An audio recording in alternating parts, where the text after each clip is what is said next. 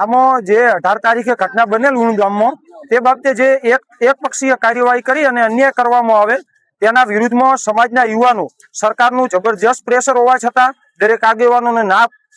કરવા છતાં ખાટલા બેઠકો રાતો સુધી કરવા છતાં અહીંયા બહોળી સંખ્યામાં ઉપસ્થિત રહ્યા એમનો પહેલો આભાર માનું છું। અને બીજી વાત કે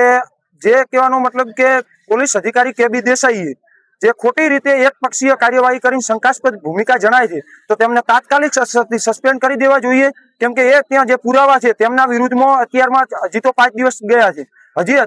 એમને કરવામાં નહીં આવે, સીસીટીવી બીજા હશે ડિલીટ કરાવી દેશે અને એમને આગળ તપાસ કરવી જોઈએ। સમાજના યુવાનો કોઈ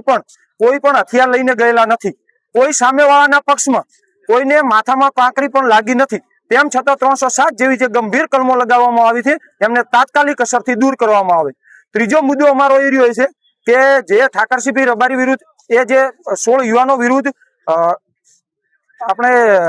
ઉશ્કેરણીજનક ભાષણ વિરુદ્ધ જે એમના વિરુદ્ધ એફઆઈઆર નોંધાવવામાં આવેલ છે તો પછી ઠાકરસિંહ રબારી ઉપર એ બાબતે સૌની પહેલી એફઆઈઆર થવી જોઈએ। અને જે ગાડીઓના કાચ તોડેલા છે, લોકોનો ઘાયલ થયેલ છે, સરકાર તરફથી એમને પૂરું વળતર આપવામાં આવે, કેમ કે એ ગાડીઓના કાચ સરકાર પોલીસ પ્રશાસનના પોલીસ અધિકારીઓએ જ તોડેલા છે। અમે આવેદનપત્ર અત્યારે આપવા જઈ રહ્યા છીએ અડધા 1 કલાકમાં, અને જો અમારું માંગો પૂરી નહીં કરવામાં આવે તો 31 તારીખનો નરેન્દ્ર મોદીના કાર્યક્રમમાં કોઈ પણ બસ અહીંયા